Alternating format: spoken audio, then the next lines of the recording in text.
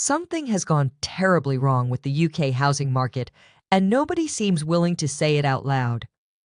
Families who did everything right, who saved diligently, who worked hard, who waited patiently for the right moment to buy their first home, are now trapped in a nightmare they never saw coming. Renters who expected falling house prices would finally give them a chance are watching helplessly as that chance slips further away each month.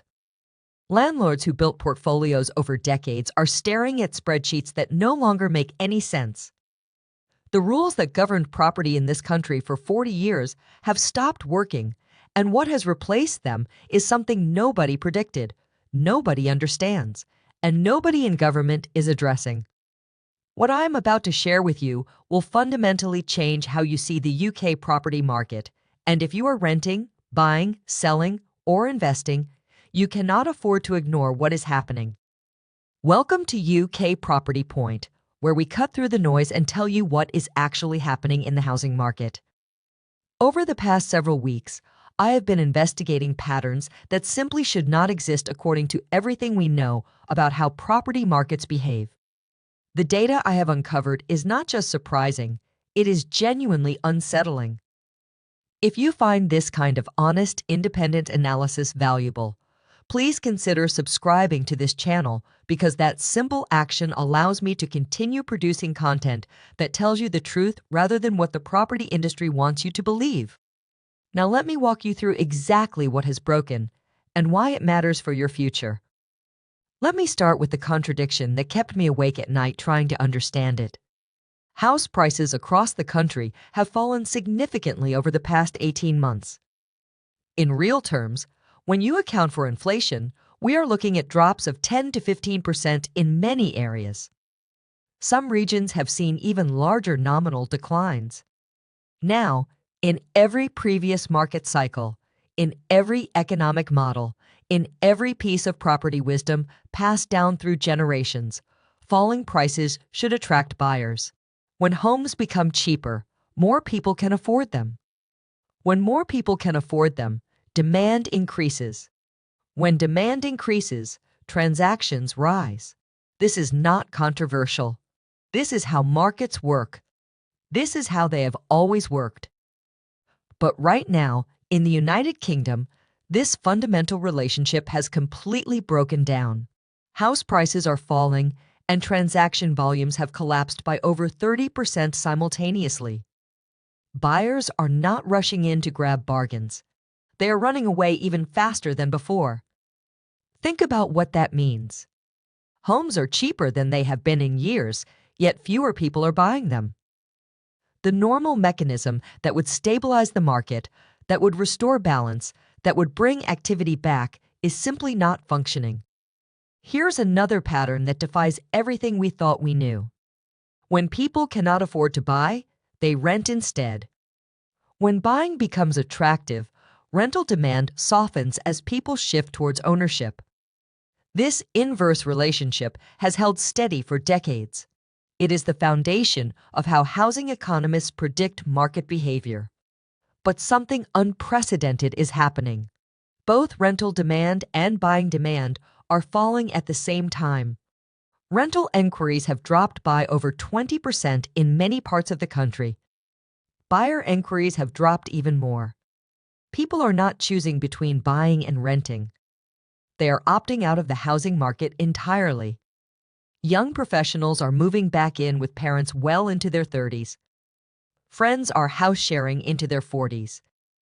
Families are staying in cramped, unsuitable accommodation rather than trying to find something better.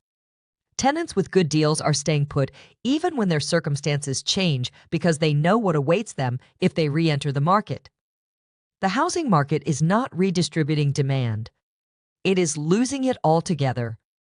Consider the supply situation because this is where the strangeness becomes almost inexplicable.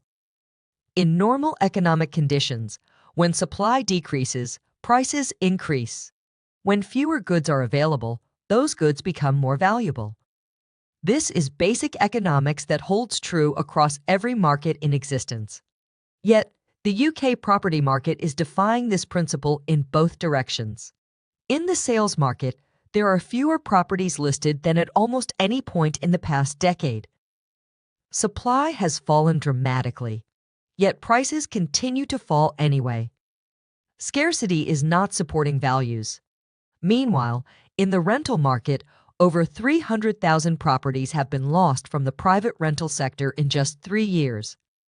Landlords have exited in unprecedented numbers. Supply has collapsed. Yet while rents have increased, they have not increased anywhere near as much as such a severe reduction would normally cause. What has actually changed to create these impossible contradictions?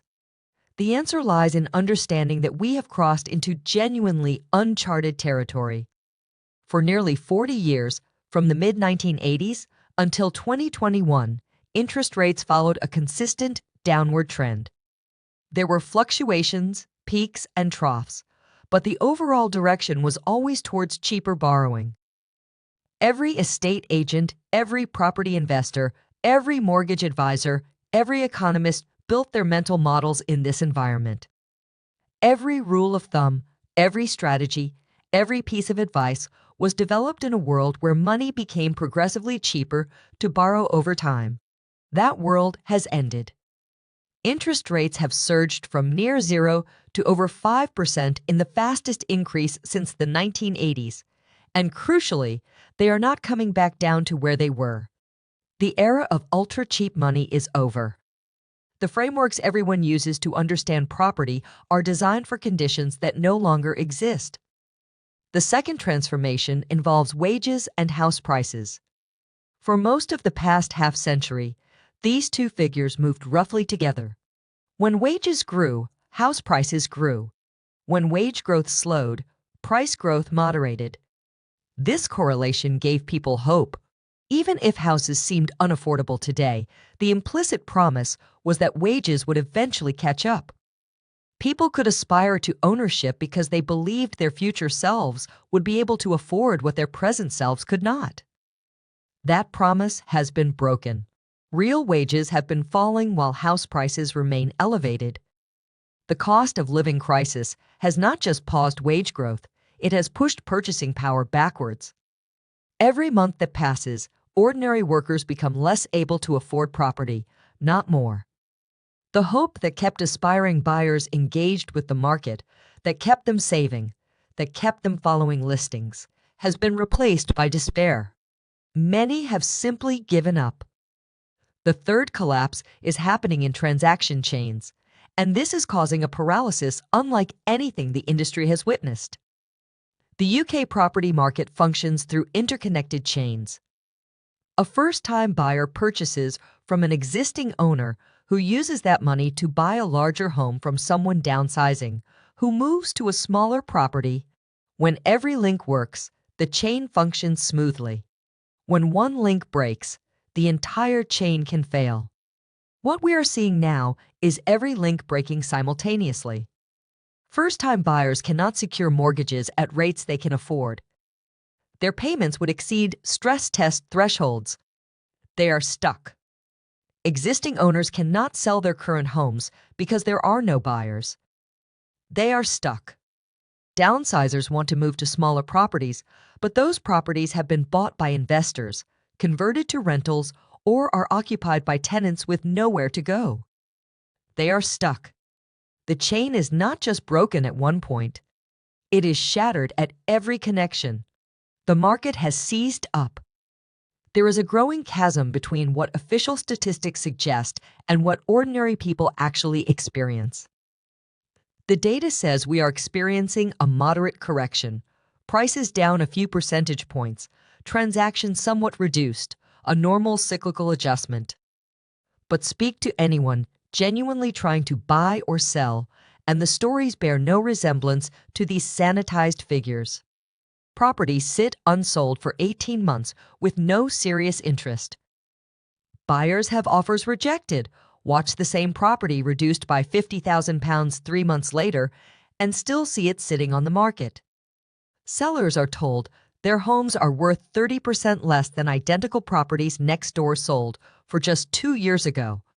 Renters compete against dozens of applicants, offer 6 months rent up front, and still lose out. The gap between reported data and lived reality has never been wider, and it is causing people to lose trust in any information they receive about the market. Policy uncertainty has frozen decision-making across the market. Every major property decision now requires betting on future government action. Will interest rates rise further or finally fall back? Will new affordability schemes change the landscape?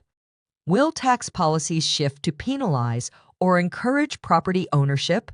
Will leasehold reform affect flat values? Will rent controls be introduced that fundamentally alter the rental market?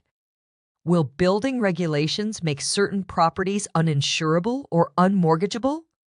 Nobody knows the answers. This uncertainty is not just uncomfortable, it is paralyzing. People who would otherwise act are choosing to wait indefinitely rather than risk making decisions that government policy renders disastrous in hindsight. Perhaps the most significant change is generational, and its effects will shape the market for decades. Previous generational wealth transfers saw children inheriting from parents and using that money to climb the property ladder, buying larger homes, helping their own children onto the ladder, circulating wealth through the property market. The current transfer is fundamentally different. Today's inheritors are not using their inheritance for property advancement. They are using it to clear debts accumulated just from living. They are supplementing inadequate pensions. They are paying rent that consumes their income. The inheritance never reaches the property market because more pressing needs consume it first. Those who do use inheritance for property are often buying their first home in their 40s or 50s rather than trading up as previous generations did at that age. The demographic engine that powered property growth for decades is failing. The regional picture offers no clarity. Normally, downturns create recognizable patterns. Some regions fall faster, others prove more resilient. London leads or lags. The North diverges from the South. But this time, every region is experiencing its own unique form of dysfunction. London sees prices fall while transactions fall faster, except in prime central areas where international buyers have returned while domestic buyers vanish. Northern cities see prices hold better, but rental markets collapse as landlords exit en masse. Coastal areas that boomed during the pandemic have seen demand evaporate while sellers refuse to accept losses. University towns maintain student rental demand while family rental demand disappears. There is no coherent national pattern, which makes policy responses nearly impossible to design.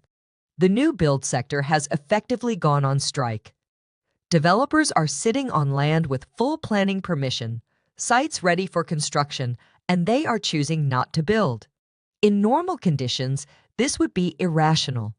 Land loses value without development. Planning permissions expire. Holding costs accumulate. But developers have concluded that building now means selling into a falling market with elevated material and labor costs. They would rather absorb holding costs than realize construction losses. The industry has never behaved this way before. Even in previous downturns, developers competed on price and kept building. This collective decision to halt construction means the housing shortage driving market dysfunction is about to become significantly worse. For those navigating this strange landscape, I can offer observations, though certainty is impossible when established rules have stopped functioning. Buyers have more negotiating power than headlines suggest because motivated sellers will often accept offers 20% below asking if you can actually proceed, which most buyers cannot. The constraint is not price, but mortgage availability and chain reliability. Sellers must recognize that the market has repriced and most competitors for buyers' attention have not accepted this. Pricing realistically from day one achieves sales. Optimistic pricing leads to months of stagnation, followed by selling for less than realistic pricing would have achieved initially. Landlords face genuinely difficult calculations as the mathematics that made buy to let work have stopped working for many properties. Some are better off selling despite weak conditions. Others with favorable terms should hold. Renters should prioritize protecting good tenancies over seeking moves because competition remains fierce, despite falling demand. I expect this strangeness to persist for at least another 12 to 18 months. The conditions creating these contradictions are not resolving. Interest rates remain elevated. Real wages continue declining. Policy uncertainty persists. Chains remain broken. Landlords continue exiting. New construction remains stalled. What concerns me most is that neither the industry nor government recognizes how fundamental this shift is. They keep applying old frameworks to new conditions, expecting normal patterns to resume because they always resumed before. This is not a cyclical downturn that will self-correct. This is structural change requiring new thinking that has not yet arrived. Until that recognition comes, we will see policies that fail, predictions that miss, and frustration that grows. The market is acting strangely because the world has changed. Those who recognize this will navigate successfully. Those expecting normal to return will remain perpetually surprised. Thank you for watching UK Property Point. Please share this with others trying to understand what is truly happening.